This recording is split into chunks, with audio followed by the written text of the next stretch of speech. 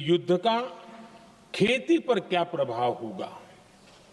देश के किसानों ने हमारे अन्न के भंडार भर रखे हैं, इसलिए भारत के पास पर्याप्त खाद्यान्न है।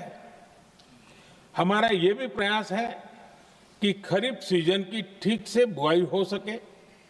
सरकार ने बीते सालों में आपात स्थिति से निपटने के लिए खाद की पर्याप्त व्यवस्था भी की है। अतीत में भी हमारी सरकार ने दुनिया के संकटों का बोझ किसानों पर नहीं पड़ने दिया था। कोरोना और उस समय के युद्धों के दौरान उस समय भी ग्लोबल सप्लाई चेन में डिस्ट्रप्शन आ गई थी। दुनिया के बाजार में यूरिया की एक बोरी 3,000 रुपये तक पहुंच गई, लेकिन भारत के किसानों को वही बोरी 300 रुपये से भी कम कीमत में उपलब्ध कराई गई। अध्यक्ष जी, देश के किसानों को इस प्रकार के संकटों से बचाने के लिए भी बीते वर्षों में अनेक कदम उठाए गए हैं। पिछले एक दशक में देश में 6 यूरिया प्लांट शुरू किए गए हैं। इससे सालाना 76 लाख मैट्रिक टन से अधिक की यूरिया प्रोडक्शन कैपेसिटी जुड़ी है।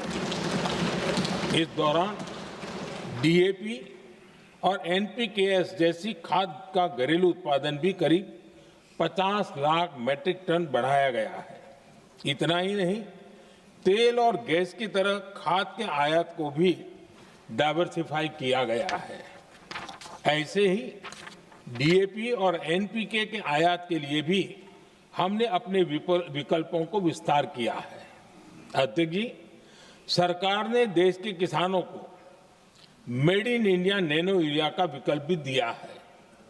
सरकार किसानों को प्राकृतिक खेती के लिए भी प्रोत्साहित कर रही है। पीएम कुसुम योजना के तहत किसानों को 22 लाख से ज्यादा सोलर पंप दिए गए हैं। इससे भी डीजल पर उनकी निर्भरता कम हुई है। मैं सदन के माध्यम से देश के किसानों को विश्वास दिलाता हूं कि सरकार किसानों की हर संभव मदद करती रहेगी। आदरणीय अध्यक्ष जी,